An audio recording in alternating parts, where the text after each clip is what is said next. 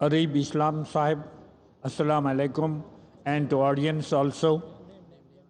My name is G. Nabi Lone. I am from state of Jammu and Kashmir.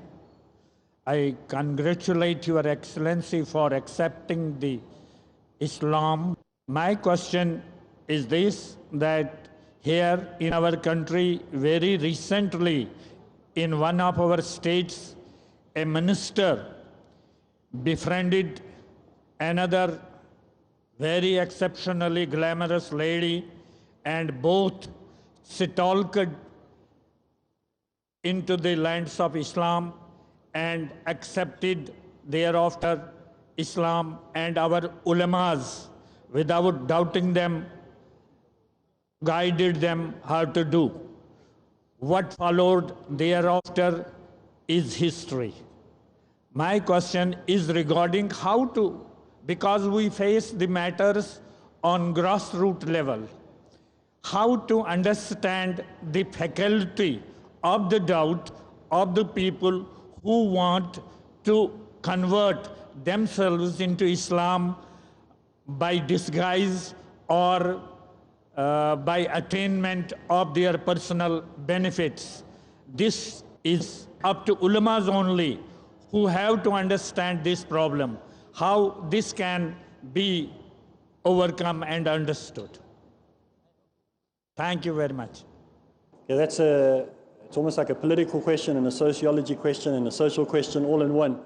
And I don't think I'm really the right person to answer the political and social issues that you need to take up with your politicians in your area and your representatives in your area. But I can tell you how we can improve our hearts. And we can improve our hearts by changing ourselves first. You know, many times we want to tell somebody else how to change, and we look at them and you say, he's not doing this right, and she's not doing that right, and they're not doing it right. We must stop looking at other people, because that shows already that there's something wrong with ourselves.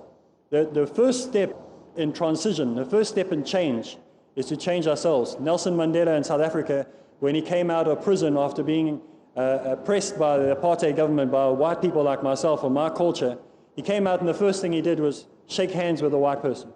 And he went and had tea with a white person. And he spoke the language of the oppressor. And he changed his heart first. And immediately it melted the people around him. The worst woman in South Africa, who was the biggest racist of all racists, that's the very person he went and had tea with. When he came out of jail, he went straight and sat at her house with her husband, and they drank tea together. So what did we learn from him is that he changed himself first. And you saw how it's ripple effect through the whole of South Africa. Today, racism, yes, it's still there. Prejudice will always be there. But to the degree that it is now, it's nothing compared to what it was before. The result, the magic formula, the change was that he decided to change himself first inside, and it ripple affected off to everybody else. So to change somebody else, change yourself. If that person is going to be poison for you, remember in the talk that I gave on Tuesday, I said, poison is still poison, even if it hasn't got poison on the label. So if people are in your life that are poisonous for you, who are bad for you, then you stay away from them. But now don't be arrogant and think that you're more than they are and so walk past them and say, well, I'm too good for you, I'm sorry, I can't speak to you. You say to them, I'm on a different path to you. I'm going in a different direction. You're not lying. If somebody wants to take you on a bad path and you want to go on the right path, you say, I can't speak with you today, I'm going in a different direction. He thinks you're talking about a physical direction, but you're talking about a spiritual direction. So if people are not going to change, leave it. You are going in a different direction. Don't let them pull you down. So change yourself, and the others will change around. They will see the change in you, and they'll want to be like you. They'll want to emulate you.